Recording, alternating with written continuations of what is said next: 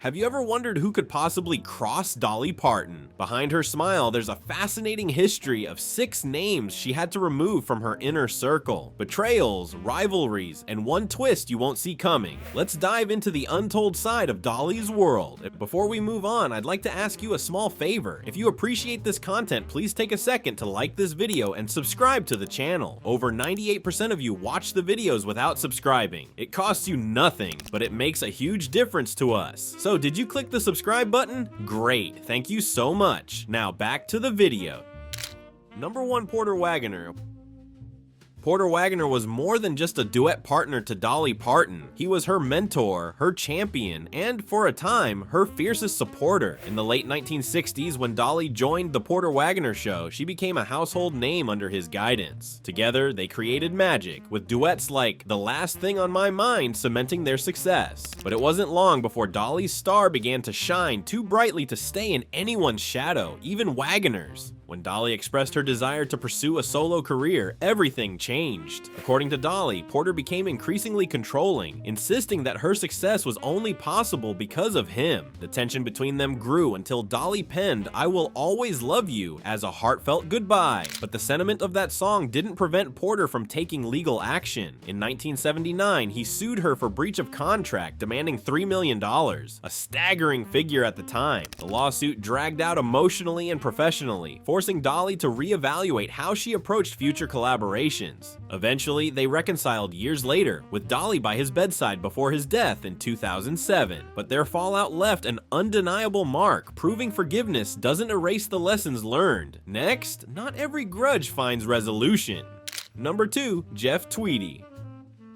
Jeff Tweedy, best known as the frontman for the critically acclaimed band Wilco, isn't exactly the first name that comes to mind when you think of country legends. Respected within the indie rock world, Tweedy gained fame for his introspective songwriting and his unconventional approach to music. Yet, in one particular interview, his offhand dismissal of Dolly Parton's "I Will Always Love You" struck such a nerve that it sparked outrage in an entirely different world, Dolly's. Tweedy reportedly called the song overrated, questioning its musical depth and cultural significance in a comment that quickly spread beyond his usual fan base. For many, the critique felt dismissive not only of Dolly as an artist, but of the historical weight the song carried. It was a song born out of a deeply personal moment, resonating with audiences worldwide for decades. Dolly's fans, music historians, and even fellow musicians were quick to defend her, labeling Tweedy's dismissal as short-sighted. Social media fueled the fire, with Dolly supporters flooding comment sections to proclaim her brilliance. Interestingly, Dolly remained silent amidst the controversy, a move some saw as deliberate. Over time, Tweedy's struggles to maintain relevance only deepened suspicions about just how far Dolly's influence might stretch. Number 3, Linda Ronstadt.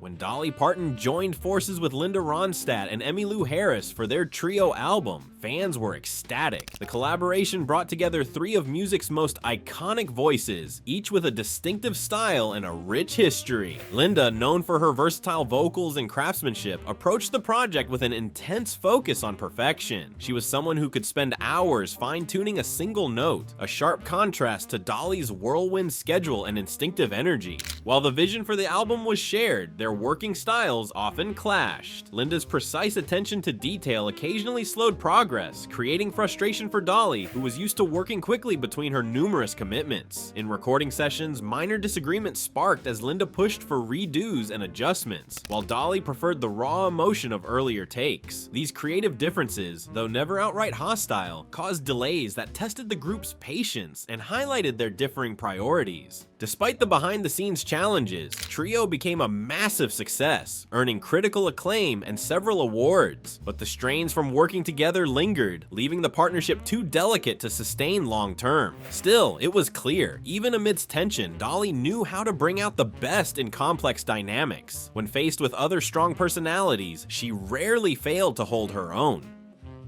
Number 4, Emiloo Harris.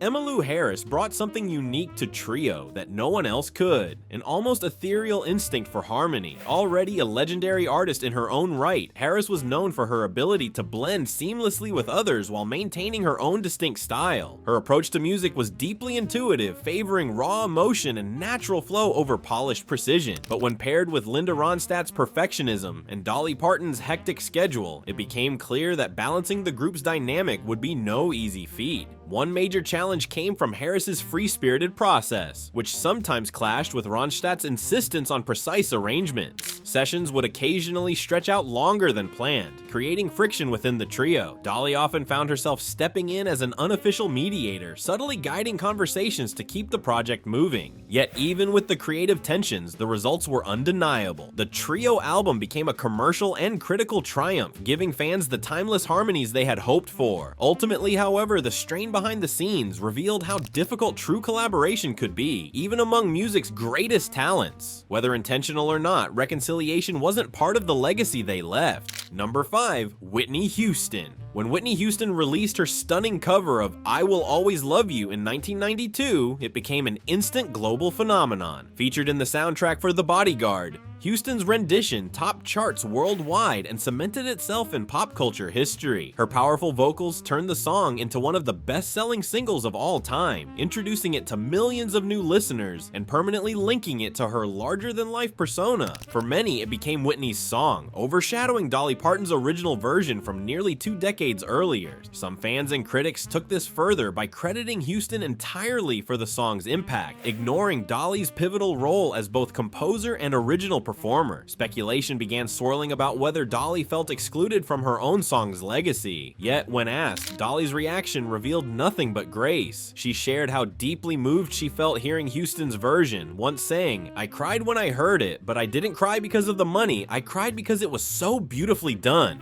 That said, Dolly's business acumen ensured her recognition extended beyond sentiment. Owning the publishing rights meant she benefited from every sale and play of Houston's version. Royalties from it helped Dolly make strategic investments, including purchasing a strip mall in Nashville, turning what many could have viewed as an erasure into a financial and emotional victory. Dolly's response showcased her resilience.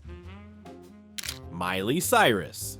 Miley Cyrus, as Dolly Parton's goddaughter, grew up under a spotlight almost as bright as Dolly's own. From her early days as Disney's Hannah Montana to her radically bold reinvention, Miley's career evolved into something fierce and polarizing. With controversial performances and boundary-pushing music videos, she often dominated headlines for reasons that went far beyond her talent. As Miley transformed her image, speculation ran wild about Dolly's reaction. Did this clash with Dolly's wholesome reputation? Was there disapproval from the country icon? If the public expected Dolly to denounce Miley's choices, they were proven wrong time and time again. While she never shied away from her own traditional values, Dolly consistently emphasized her goddaughter's right to independence. "I've told her things only a godmother can say," Dolly revealed in 2023, "but I let her be herself." That perfectly summed up her approach: guidance without interference. Even during Miley's most controversial phases, Dolly praised her boldness and talent, sidestepping judgment with grace, no matter what critics said. Dolly Parton's story isn't just about rhinestones and hit records. It's a testament to navigating life's challenges with extraordinary intelligence and grace. Whether it was lawsuits, creative tension, or being overshadowed, she handled each situation with a mix of calm diplomacy and quiet strategy. Her ability to forgive without ever forgetting showed a sharper edge beneath her warm, familiar smile.